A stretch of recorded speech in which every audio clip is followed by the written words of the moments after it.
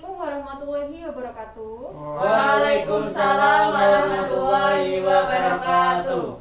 Selamat siang teman-teman. Siang, Bu.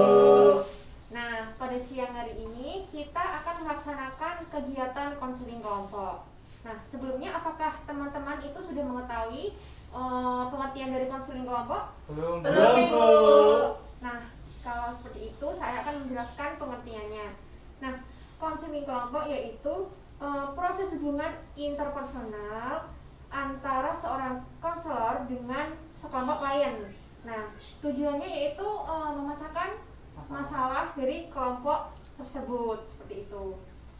Sudah paham teman-teman? Paham, Bu. Nah, kita kan di sini belum pada kenal satu sama lain ya.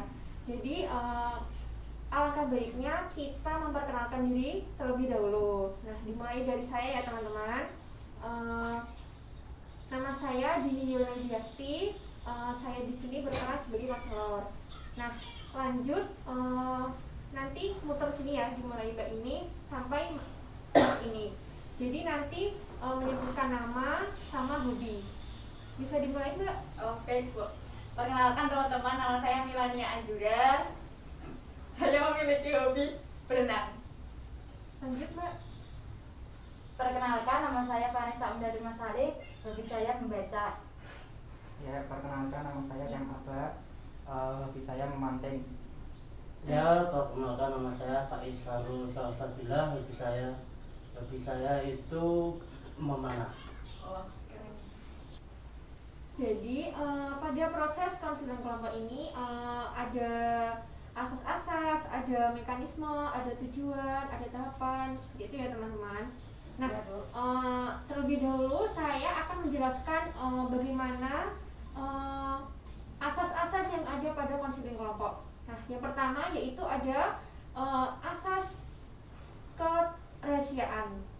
Jadi ketika nanti teman-teman itu mengemukakan masalah, nah teman-teman ini harus menjaga rahasia antara satu sama lain, seperti itu ya. Ya, Baik, Bu. Bu. Nah, yang kedua yaitu ada asas kesukarelaan. Jadi teman-teman di sini sukarela ya teman-teman, maksudnya tidak ada unsur paksaan atau gimana ya teman-teman. Ya, Bu. Nah, yang selanjutnya itu ada asas keterbukaan. Nah, nanti teman-teman itu menceritakan semua masalahnya tanpa ada yang ditutup-tutupi, seperti itu. Nah, Ya, Bu. selanjutnya yaitu ada asas kegiatan. Jadi nanti di sini kita kegiatan konseling kelompok itu satu sama lain itu saling peduli, seperti itu. Nah, selanjutnya yaitu ada mekanisme konseling kelompok. Nah, yang pertama yaitu nanti pada saat teman-teman itu menceritakan masalahnya, itu teman-teman harus fokus, harus mendengarkan apa itu yang dibicarakan temannya. Jadi seperti itu. Jadi ketika teman berbicara itu juga tidak boleh menyela pembicaraan, seperti itu ya teman-teman. Baik, Baik, Bu. Nah, lalu ketika teman-teman sudah menceritakan masalah, itu teman-teman memberikan pendapat, seperti itu ya. Ya. Nah, lalu ada tujuan konseling kelompok.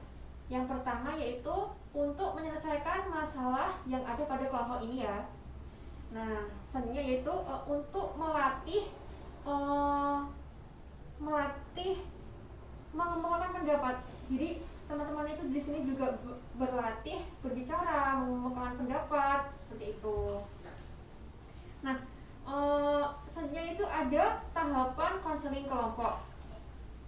Yang pertama yaitu ada tahap pembentukan, selanjutnya yaitu ada tahap peralihan, selanjutnya ada tahap kegiatan, lalu tahap pengakhiran. Seperti itu ya teman-teman.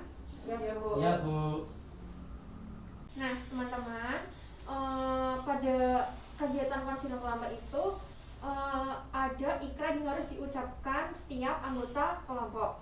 Jadi nanti ikuti saya ya, ikuti aba-aba saya. Nah, jadi nanti teman-teman seperti ini.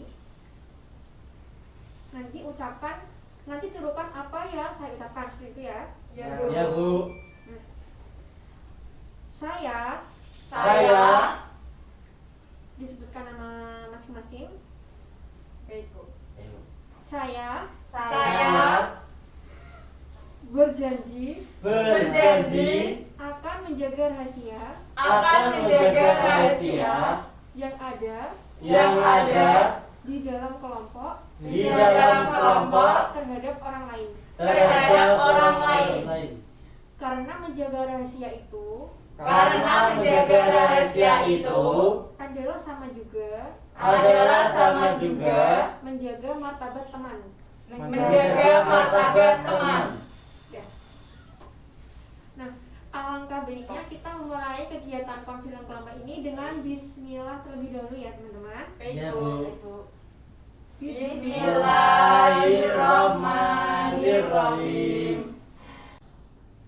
Nah, selanjutnya yaitu setiap anggota kelompok mengemukakan permasalahannya ya teman-teman. Dimulai dari Mbak Mila, silakan. Terima kasih, Bu. Ya. Jadi tuh gini teman-teman, saya tuh punya keluarga kan di rumah. Nah, setiap hari tuh ayah ibu saya tuh selalu bertengkar seperti itu. Padahal tuh saya tuh punya adik 3, tapi dia di rumah orang tua saya tuh selalu bertengkar, dan orang tua saya tuh udah pindah ranjang gitu loh, Bu. Enggak satu ranjang lagi kayak gitu. Oh, seperti itu ya permasalahannya. Lalu permasalahannya Mbak Vanessa seperti apa? Jadi gini Bu, saya tuh punya masalah sama teman saya. Saya tuh kayak dijauhi gitu loh Bu sama teman saya, karena teman saya tuh beda dan saya tuh kurang bisa mengimbanginya Bu. Jadi gitu Bu. Oh, jadi Mbak Vanessa tuh kurang bisa mengimbangi hidupnya sahabatnya Mbak Vanessa seperti itu ya. Lalu Mas Syam bisa menceritakan? Baik, permasalahan saya itu setiap kali ada tugas dari dosen itu saya selalu nggak bisa ngerjain dengan tepat waktu gitu. Selalu nggak paham dengan materi apa yang disampaikan dosen. Nah, itu sih masalah saya. Oh, jadi masalahnya Mas Syam itu kurang bisa memanage waktu dan kurang paham apa yang dijelaskan oleh dosen gitu ya Mas ya. Lalu Mas Faiz? Kalau masalah saya itu Bu, saya bertengkar dengan teman saya akibat memperebutkan satu cewek Bu. Oh, seperti itu. Jadi ini cinta segitiga seperti itu ya Mas. Oh, iya. Nah, terima kasih teman-teman sudah mengemukakan apa yang menjadi masalahnya. Nah, selanjutnya menurut teman-teman di sini masalah siapa yang paling berat dan harus diselesaikan terlebih dahulu?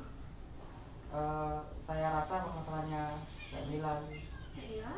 Lalu Mbak Vanessa? Saya juga Bu, kayaknya masalahnya Mbak Mila lebih berat daripada masalah saya Bu. Ya Mbak Mila aja Bu, masalahnya lebih berat dan kompleks. Oh, jadi. Ya. Nah, jadi kita semua sepakat ya. Jadi yang kita bahas, yang kita selesaikan di sini masalahnya Mbak Mila terlebih dahulu. Mbak Mila? Selanjutnya tadi kan teman-teman sudah mendengar apa yang menjadi masalah Mbak Mila, Mbak Mila juga sudah menceritakan kan. Nah, siapa yang di sini yang ingin berpendapat mengenai masalah Mbak Mila? Saya Bu. Ya, monggo Mas Syam. Kalau boleh tahu permasalahan dari awal apa ya? Jadi tuh kan ibu saya tuh itu Mas, dia tuh wanita karir. Jadi tuh gak pernah di rumah gitu loh. Di rumahnya itu jarang banget, paling kalau cuma malam doang.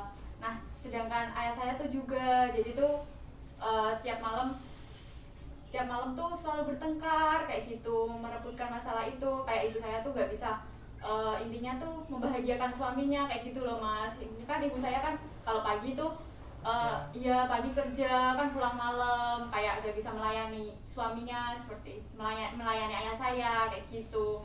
Terus dari permasalahan itu ibu saya tuh sama ayah saya tuh cekcok seperti itu Mas. Ya. Nah, selanjutnya siapa lagi ingin berpendapat mengenai masalah Mbak Mila? Mas Faiz mungkin? Nah, itu gimana nasib adik-adikmu mengetahui ayah dan ibumu cekcok? Nah itu mas, kan adik-adik saya tuh kan saya yang intinya tuh saya yang mandiin, intinya saya tuh yang merawat adik-adik saya. Soalnya kan ibu saya juga kerja ya mas, ayah saya juga pulang sore. Nah saya kan sebagai kakak tuh merawat adik-adik saya, adik saya 3 mas. Bayangkan coba, adik saya tuh iya, dia tuh tiap sore saya yang nganterin les, saya yang nganterin sekolah, padahal saya juga punya waktu buat kuliah, seperti itu mas. Oh begitu. Mbak Vanessa Mungkin karena sudah dilatih sama teman-teman. oh iya. Jadi tadi permasalahannya Mbak Mila itu ibunya itu wanita karir, lalu bapaknya juga kerja di kantor gitu ya. Iya. Menurut bapaknya itu ibunya kurang bisa melayani sebagai istri, Iya, gitu ya itu. Mbak ya. Jadi tadi juga Mbak Mila itu mempunyai 3 adik, yang mana adiknya itu juga masih kecil dan yang merawat Mbak Mila sehari-hari seperti itu ya. Nah selanjutnya teman-teman apakah ada yang mau atau bersedia memberikan solusi kepada Mbak Mila? Solusi sih. Oh ya, silakan. Ini sih Mbak, kalau boleh tahu Mbak Mila ada saudara nggak? Ada mas. Nah kalau ada saudara kenapa nggak dibicarakan dulu sama saudaranya dikumpulin musyawarah itu?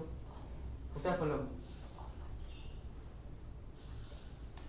Belum mas, soalnya kan itu kan maksudnya tuh rumahnya beda. Soalnya kan ibu saya juga pulangnya kan malam, maksud waktu buat ke keluarga aja itu gak ada mas kayak gitu. Jadi saya tuh paling curhat cuma ke bude saya mas kayak gitu. Adik-adik juga.